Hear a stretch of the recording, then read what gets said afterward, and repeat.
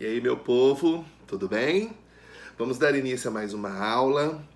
Na aula passada eu falei com vocês sobre a República da Espada. Na aula de hoje eu estarei falando a respeito da República Oligárquica, que é a segunda fase da República Brasileira. Durante essa fase, nós vamos ser governados não mais por presidentes militares, por marechais, como foi na fase anterior, mas sim por presidentes civis. Essa fase ela vai prevalecer na política brasileira de 1894 até 1930. 1894 chega ao fim o governo do Marechal Floriano Peixoto, e ela vai até 1930, que é quando acontece a chamada Revolução de 30, que é quando Getúlio Vargas toma o poder, assume o poder no Brasil. Então, uma fase relativamente longa, né? Durante esse período, né, nós fomos governados por presidentes civis, como eu já disse, né? E esses presidentes civis eram provenientes das oligarquias, ou seja, dos grandes fazendeiros que comandavam, né, as suas regiões, desses grupos regionais, né, que por meio de uma série de mecanismos, né, e até mesmo do uso da força, comandavam essa regionalidade. E por uso desses mecanismos, eles comandaram o Brasil durante muito tempo, né? As duas principais oligarquias que comandaram o Brasil nesse período foi a oligarquia paulista e a oligarquia mineira. Essas duas oligarquias se organizaram em torno de partidos republicanos, que os principais eram o PRP, Partido Republicano Paulista, e o PRM, que é o Partido Republicano Mineiro. Bom, vamos falar de algumas medidas, né, que foram tomadas no governo brasileiro durante a fase da República Oligárquica.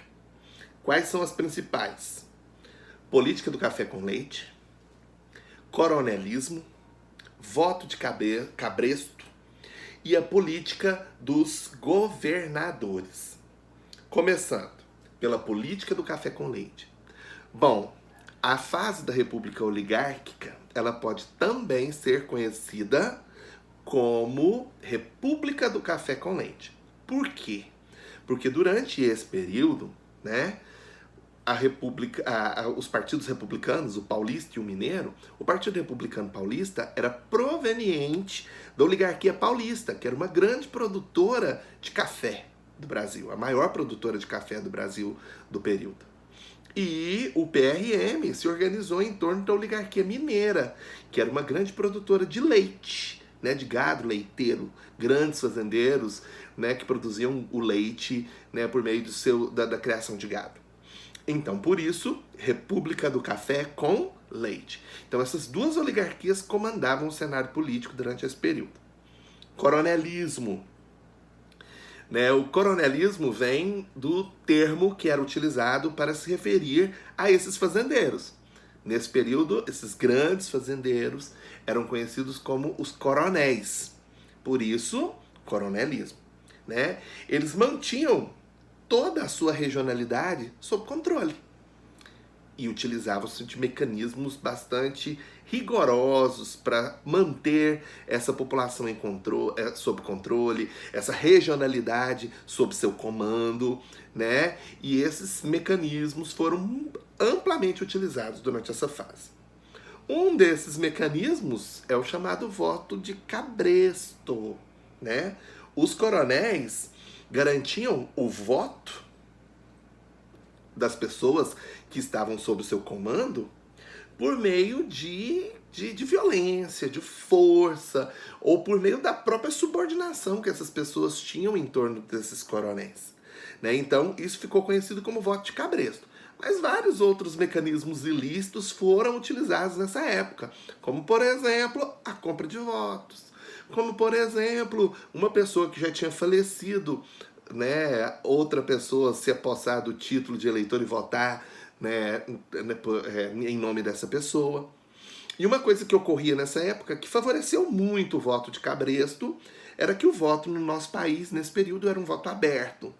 né? E os jagunços dos grandes coronéis ficavam sempre na porta das sessões eleitorais, né? Para escutar e para garantir que a pessoa, para intimidar e garantir que aquela pessoa fosse votar em quem o coronel queria que ele votasse.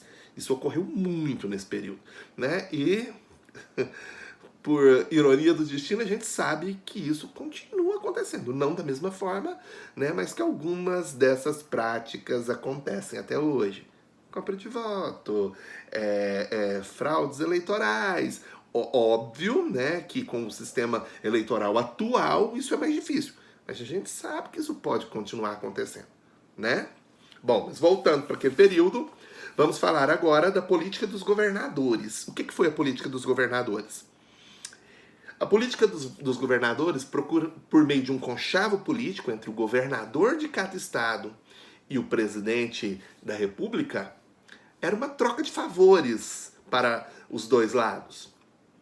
O governador daquele estado tinha que garantir que, né, fossem eleitos apenas deputados, né, fossem eleitos para o Congresso, para o Legislativo Federal, apenas deputados que eram favoráveis ao presidente. Em troca disso, né, o presidente da República fazia uma série de favorezinhos ao governador.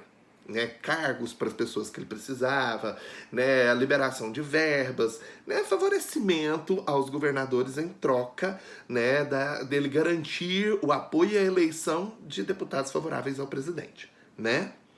Bom, tiveram algumas revoltas na República Oligárquica? Sim, muitas revoltas, tá? Nós tivemos revoltas na zona urbana e tivemos também revoltas na zona rural. Na zona urbana, nós tivemos 3 principais. Quais foram elas? A revolta da vacina, de 1904, no Rio de Janeiro, né, durante o governo do presidente Rodrigues Alves.